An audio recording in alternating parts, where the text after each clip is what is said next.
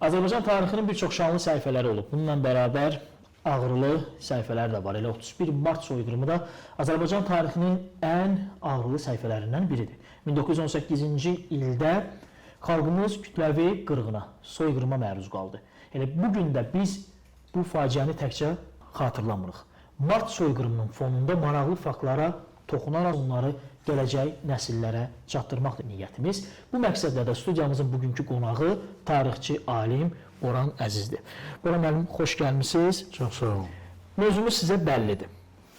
1918-ci ildə baş verən hadisələrin mahiyyətini necə xarakterizə edərdiniz? Yəni 1918-ci il mart soyqırımını labüd edən, zəruri edən hadisələr nə idi? Torpaq, ərazi iddiası, haqlı üsyanın yatırılması nə? Məqsəd nə idi? Bu soyqırımın təşkilatçısı və ilham vericisi Bolşevik Rusiyası olmuşdu.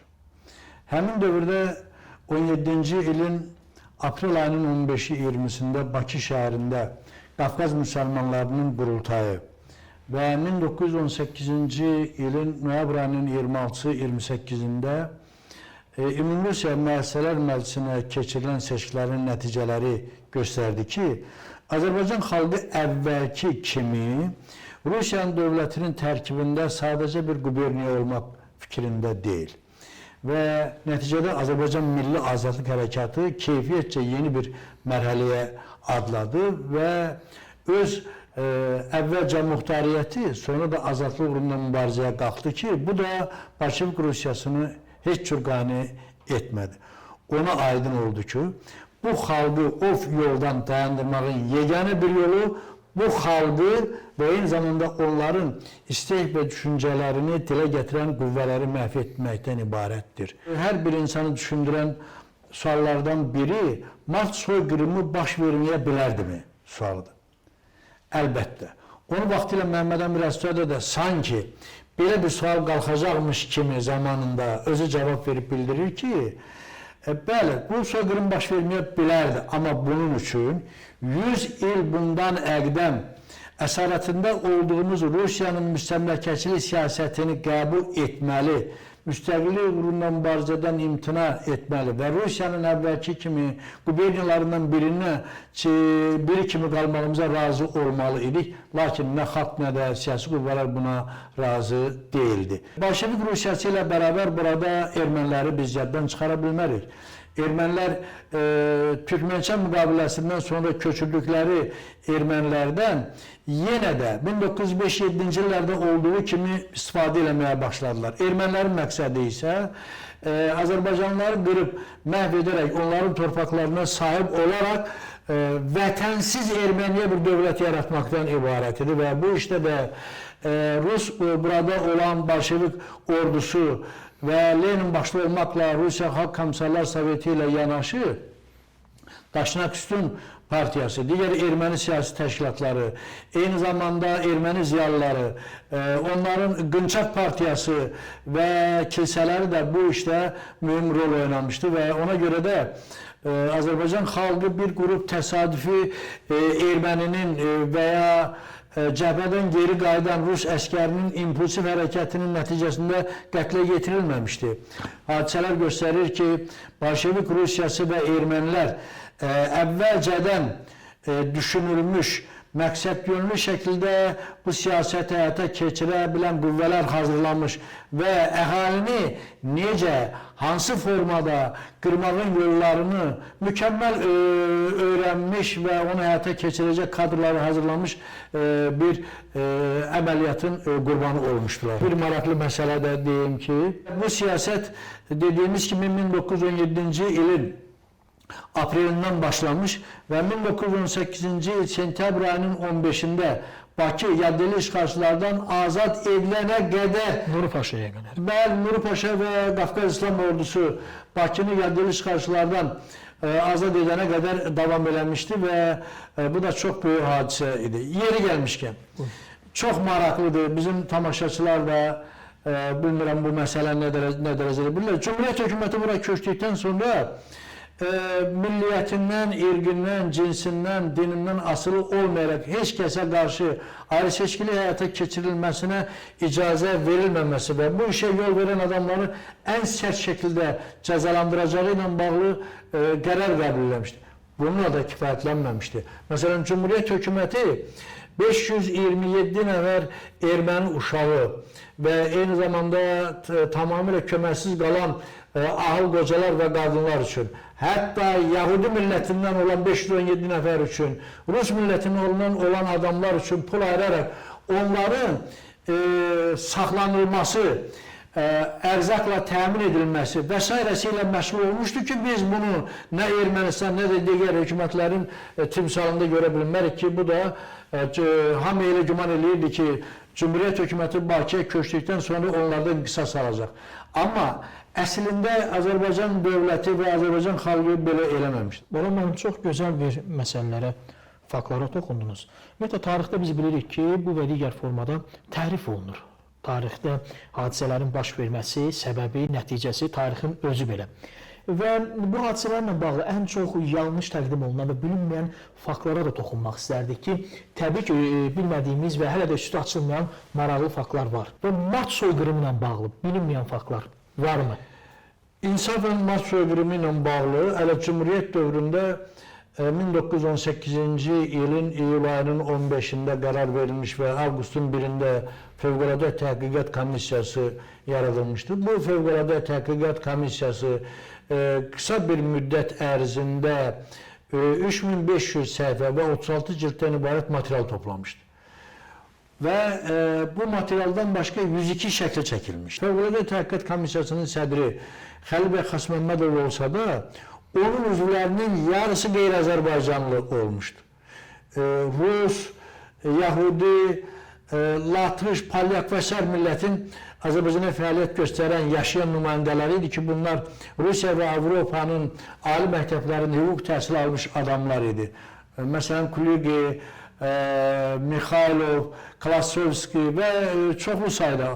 Bu təxminən bunun yarısı 14 nəfərin hardasa 7-8 nəfəri demək olar ki, qeyri-Azərbaycanlı olmuşdur. Ən maraqlısı odur ki, Bakı şəhəri, Bakı ətrafında, Şamaxıda, Qubada, Kürdəmirdə, Zəngəzurda və digər ərazilərdə ermənilərin həyata keçirdiyi soyqırıma aid o dövrki şəraitdə qısa bir müddət ərzində çoxlu faktlı materiallar toplamışdır.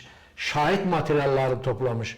Yeri gəldikcə onların izahlarını almışdılar. Həm də ən maraqlıdır ki, istər şəkillərin arxasında, istərsə də izahlarda həm Fövqəladə Təhqiqat Komissiyasının möhrü, həm də Fövqəladə Təhqiqat Komissiyasının üzvlərinin qolları vardı ki, bu da sonradan onun kimsə tərəfindən yalandan yazıldığı və s. iddiasının heç bir əsas qoymamışdır. Məsələ burasındadır ki, həmin dövrdə Azərbaycanda olan xarici ölkələrin səfirləri, konsulları, ticarət nümayəndəliyinin rəhbərləri, eyni zamanda burada olan Osmanlı hərbiçiləri və digər adamlar da, jurnalistləri, müəllimləri sonradan o ölkələrinə qayıtdıqdan sonra bununla bağlı öz xatirələrini yazmışdılar. Xarici ölkə arxivlərində də xeyli materiallar var. Çünki xarici ölkələrin səfirləri öz ölkələrinə demək olar ki, günbəgün məlumatlar vermişdilər. Lap bu yaxınlardan mən 1918-ci ildə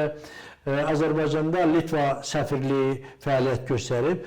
Bu səfir vətənimiz işğal olunduqdan sonra imkanı çatdığı qədər Bolşevik güllələnməsindən müəyyən adamları qurtarmağa çalışmış və o öz ölkəsinə getdikdən sonra gündəlik yazmışdı.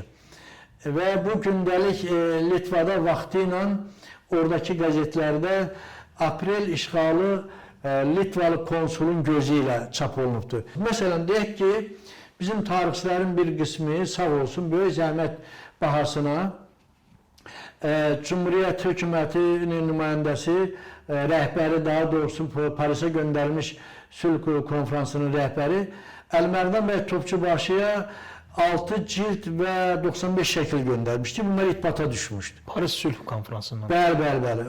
Orada ermənilərin əsassız hayküy çalmalarına, güya onlara qarşı Türklərin və o cümlədən Azərbaycan Türklərinin soyqırım həyata keçirdiyinin yanlış olduğunu, əksinə ermənilərin özləri soyqırım həyata keçirdiyini sübut eləmək üçün o sənədlər çox böyük əhəmiyyətə malik idi.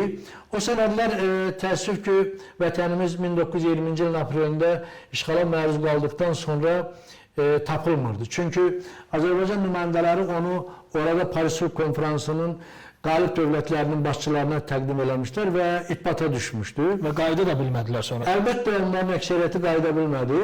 Ona görə də onun tapılması çox vacib idi. Amma maraqlıdır ki, Məhəmməd Əmin Rəsulzadə 30-cu illərdə özü qeyd edirdi ki, mən özüm xeyli sayda Rus, İngilis, Alman və s. jurnalistlərin və fotoqrafların bu soyqırımla bağlı şəkil çəkdiklərini və o şəkillərini gördüyü qeyd edirdi. Bəs bu şəkillər hardadır? Ona görə də əlbəttə axtarışlar davam eləməlidir və kifayətlənmək olmaz. Məsələnin başqa bir tərəfi də var. Hansı ki biz bundan çox az məşğul olmuşuq. Axı ermənilər özləri yazdıqları əsərlərdə biri-biri ilə məktublarında bu soyqırımı həyata keçirdiklərini etiraf eləyiblər. Bəs bunları üzə çıxarmaq, bax bu da çox vacibdir. Doğrudur, bununla bağlı 1927-ci ildə Torpağın nurla dolmuş Mirzə Bala Məhəmmədzadə İran və Ermənilər adlı bir əsər yazmışdı, balaca bir əsərdir. Çünki o Sovet işğalına onların izinə düşdükdən sonra o gizli müsavat yaratmışdı və 23-cü ildə həbs təhlükəsinin əlaqədar İrana getmişdi. Orada ermənilərin Droşak, Pərvəriş, İran, Təbriz və s. qəzetlərdə Daşnaqsun Partiyasının rəhbərlərinin nələr yazdığını bilavasitə özü oxumuşdu. Və görmüşdü ki, orada ermənilər özləri etiraf edirdilər ki, bəli, biz Türklərə qarşı soyqırım həyata keçirdik. Amma bunu əsaslandırmağa çalışırdılar ki, dünyada iki mədəniyyət, biri Türk, biri də Hind-Avropa mədəniyyəti var və Türklər təbiəti etibarilə vəhşi, barbar olduğuna görə onlar Hind-Avropa mədəniyyətini məhv eləməyə çalışırlar. Çünki onlar mədəniyyət yaradan xalq deyil, Avropa xalqlarının yaratdığı mədəniyyətdən hazır şəkildə istifadə edərək onu yaradıcılarla məhv eləməyə çalışırlar. Ermənilər iddia edirdi ki, bu səbəbdən güya ermənilər Türklərin bu hərəkətinin qarşısını almağa cəhd göstərdiyinə görə Türklər də bunları qırmağa çalışmışlar. Əslində Türklər elə bir xislətli bir qətiyyən, tamamilə doğrudur. Tamamilə doğru deyirsiniz. Buna maraqlı bir məqamlara biz vaqe olduq ki, o dövrdə hər kəs öz sahəsində çalışdı ki, çatdırsın. Səfirliklər vasitəsilə və yaxud da jurnalistlər vasitəsilə. Bu günlərdə, məsələn, siz daha çox pedaqoji fəaliyyətinizdən dolayı olaraq gənclərlə daha çox sıx ünsiyyətdəsiniz də. Necədir ümumiyyətlə gənclərin bu hadisələrdən öyrənmək, məlumatlılığı hansı səviyyədədir? Yəni bir tarixçi olaraq indiki gənclərin, belə desək, məlumatlılığı sizi qane edirmi? Birincisi doğrudan da Azərbaycan dövləti xüsusilə 1998-ci ilin mart ayının 26-sında prezidentin verdiyi soyqırım günü ilə bağlı, onun araşdırılması, təbliği məsələsi ilə bağlı verdiyi fərmandan sonra bu yeni bir mərhələyə qalxdı. Amma eyni zamanda əlbəttə təkcə dövlət və müəllimlərin də üzərinə bu işi yükləmək olmaz. Bu işdə bizim istər orta, istər ali məktəb dərsliklərimizin də üzərinə bu iş düşür. 45 il təkcə Bakı Dövlət Universitetində müəllim işləyən bir adam kimi deyə bilərəm ki, dərsliklərimizdə bununla bağlı kifayət qədər məlumat verilir. Amma məsələnin başqa bir tərəfi var. Gəlin görək bizim ailələrimiz ayrı-ayrılıqda bu barədə nə qədər məlumatlıdır və ya bu ailələr öz evində uşağına bununla bağlı hələ məktəbə qədər hansı məsələləri çatdırır. Bilirsiniz, ona görə də biz bunu təkcə məktəb və dövlət üzərinə yıxmağımız doğru, mənimcə o doğru deyil. Ailə, məktəb, dövlət və bir də ictimai qınaq və cəmiyyət, ictimai diskursiya və s. adamları bax bu ruhda tərbiyəsinə əlbəttə müsbət təsir göstərə bilər. Bəzən şagirdlər və tələbələr yalnız imtahanda yaxşı bal yığmaq üçün üzdə görünən faktları öyrənirlər. Ancaq məsələnin Azərbaycan tarixi ilə bağlı olan hadisələrin mahiyyətinin fərqinə varmırlar. Və bu günləri məktəb dərsliklərinə siz toxundunuz. Ümumiyyətlə, universitet proqramlarında, məktəb dərsliklərində nə qədər detallı məlumatları çatdıra bilirsiniz? Çox doğru qeyd elədiniz. Ali məktəblərdə qiymət xatirinə bu mövzunu öyrənənlər var. Bu inkar olunmazdır. Amma hamıya şamil eləmək doğru deyil. İnsafən bunların içərisində Mart soyqırımının baş vermə səbəblərini, yayıldığı arealı və nəticələri kifayət qədər öyrənməyə çalışan və hətta sizə deyim ki, orta məktəb dərsliklərindən əlavə verdiyimiz ilkin mənbələri gedib oxumağa çalışan kifayət qədər çoxlu sayda gənclərimiz var və ona görə də mən onlardan naimid deyiləm. Bir məsələni diqqətinizə çatdırım ki, bax, bu 44 günlük möhtəşəm zəfərdən əvvəl mənim özümü nəzərdə tuturam, başqasını deyə bilmərəm. Fikirləşirdim ki, televiziyadakı bu çal-çağırdan sonra bu şalvarı cırıq, qulağı sırğalı bu gənclərlə hansı vətənpərvərlikdən, hansı torpaq azad eləməkdən danışmaq olardı.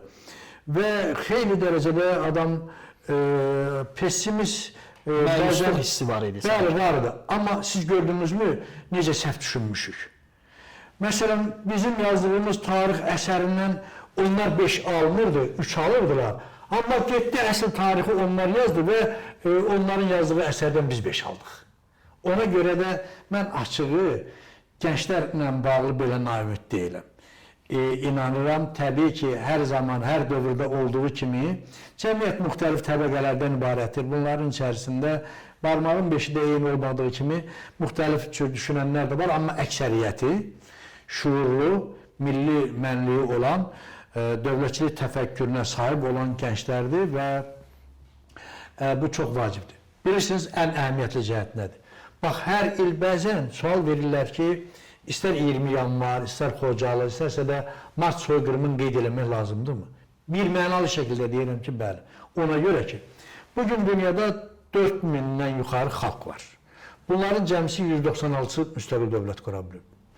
Ərazisi, əhalisinin sayı bizdən çox olan xalqlar var ki, dövlət qura bilməyiblər.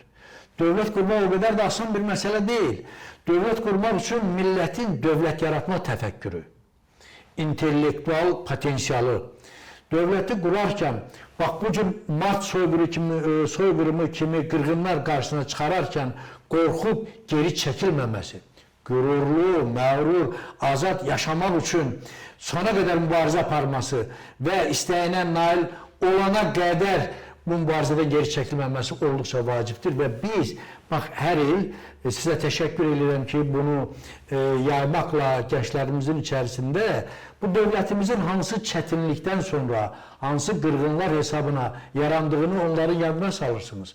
Bu, əsl vətənpərvərlik tərbiyəsidir. Çünki dövlətin gücü təkcə ordusunun sayı və texnikasında deyil, dövlətin gücü həm də orada yaşayan adamların şuurluluq səviyyəsindədir. Və əgər bu şuurluq səviyyəsində yüksək olan adamlar çoxluq təşkil edirsə, demək dövlət güclüdür. Demək bu dövlətə heç kimin gücü çata bilməz. O baxımdan da bax bu məsələlərin hər il qeyd edilməsi və insanlara çatdırılması adamlarda o vətənpərvərlik ruhu ilə bərabər bu millətin bir fərdi olması ilə, Azərbaycan dövlətinin vətəndaşı olması ilə fəxr etməsi hissinin aşılanması demək. Görsünüz, biz əslində, mən sizə deyim ki, 44 günlük o möhtəşəm zəfərdən və bir günlük antiterrordan əvvəl qeyd elədiyimiz Mart soyqırımı ilə indi son 6 ildir qeyd elədiyimiz arasında yerdən göy qədər fərq var. Əvvəllər məğlub olmuş bir millətin övladıydıq və biraz da başımızı aşağı salırdıq. Elə hər il deyilik, amma biz qisasımızı ala bilməmişdik. Yağılardan torpağımızı azad eləyə bilməmişdik. Amma bugün biz torpağın işğaldan azad eləyən azad bir millətin övladıyıq. Həm də hər kəs görür ki, 21-ci yüzildə yeganə xalqıq ki, torpağımızı işğaldan azad eləyə bilmişik.